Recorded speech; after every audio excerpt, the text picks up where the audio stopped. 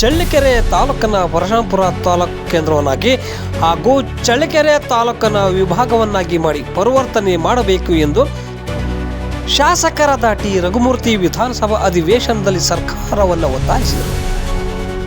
ಕಳೆದ 2013ರಲ್ಲಿ ಮೊದಲ ಬಾರಿ ಶಾಸಕನಾದ ವರ್ಷವೇ ಪರಶುರಾಂಪುರ ಹೋಬಳಿ ಕೇಂದ್ರವನ್ನು ತಾಲೂಕು ಕೇಂದ್ರವನ್ನಾಗಿ ಮಾಡಬೇಕೆಂದು ಒತ್ತಾಯಿಸಿದ್ದೆ.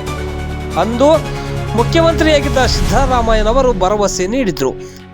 ಕಳೆದ 2018-19ರಲ್ಲೂ ಪುನಃ ಪರಶುರಾಂಪುರ ತಾಲೂಕು ಕೇಂದ್ರಕ್ಕೆ ಒತ್ತಾಯಿಸಿದ್ದೆ.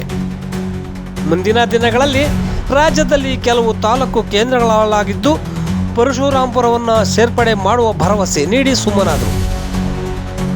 2023ರಲ್ಲಿ ನಾನೇ 3ನೇ ಬಾರಿ ಶಾಸಕನಾದಾಗಲೂ ಆ ಭಾಗದ ಜನರು ಕಳೆದ 10 ವರ್ಷಗಳಿಂದ ಸುಳ್ಳು ಭರವಸೆ ನೀಡುತ್ತಾರೆಂದು ತರಾಟೆಗೆ ತೆಗೆದುಕೊಂಡಿದ್ದರು.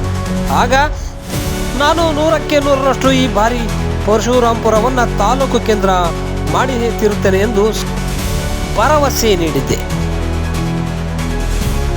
ಚಳ್ಳಕೆರೆ ವಿಭಾಗವನ್ನಾಗಿ ಮಾಡುವ ಶಾಸಕರ ಮನವಿಯನ್ನು ಪ್ರಸ್ತಾಪಿಸಿದವರು ಮೊದಲು ಪರಶುರಾಂಪುರ ತಾಲೂಕು ಕೇಂದ್ರವನ್ನಾಗಿ ಘೋಷಿಸಿದ ನಂತರ ಚಳ್ಳಕೆರೆ ವಿಭಾಗದ ಬಗ್ಗೆ ಚರ್ಚಿಸೋಣವೆಂದು.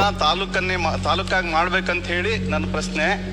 ಈ ಪ್ರಶ್ನೆ ಇದು 13 ವರ್ಷಗಳಿಂದ ಕೇಳ್ತಕ್ಕಂಥ ಪ್ರಶ್ನೆ ಅಧ್ಯಕ್ಷರೇ. 2013-14ರಿಂದ 13ನೇ ವರ್ಷ. ಈಗ ಪ್ರತಿ ಅಧಿವೇಶನಗಳಲ್ಲಿ ಕ್ವಶನ್ ಕೇಳ್ತಾ ಇರ್ತೀನಿ, ಇದೇ ರೀತಿ ಉತ್ತರನ ನಾನು ಪಡಿತಾ ಇದ್ದೀನಿ. ಅಂದರೆ ನಮ್ಮ ಸಚಿವರು, ಕಂದಾಯ ಸಚಿವರು, ಬಹುಶಃ ನಾವು ಹೊಗಳಿಕೆಗೆ ಹೇಳಲ್ಲ, ಅವರು ಭಾಳಷ್ಟು ಅವ್ರ ವಯಸ್ಸಲ್ಲಿ ಚಿಕ್ಕವರಿದ್ದನ್ನು ಕೂಡ ಭಾಳಷ್ಟು ಖಾತೆಗಳನ್ನು ಏನು 13ರಿಂದ 14ರಲ್ಲಿ ಅವರು ಕೃಷಿ ಸಚಿವರಾಗಿರ್ತಾರೆ. ಜೊತೆಗೆ 18ರಿಂದ 19ರಲ್ಲಿ ಅವರು ಗ್ರಾಮೀಣಾಭಿವೃದ್ಧಿ ಸಚಿವರಾಗಿ ಕಾನೂನು ಸಚಿವರಾಗಿದ್ದಾರೆ. ಈಗ ಕಂದಾಯ ಸಚಿವರಾಗಿದ್ದಾರೆ.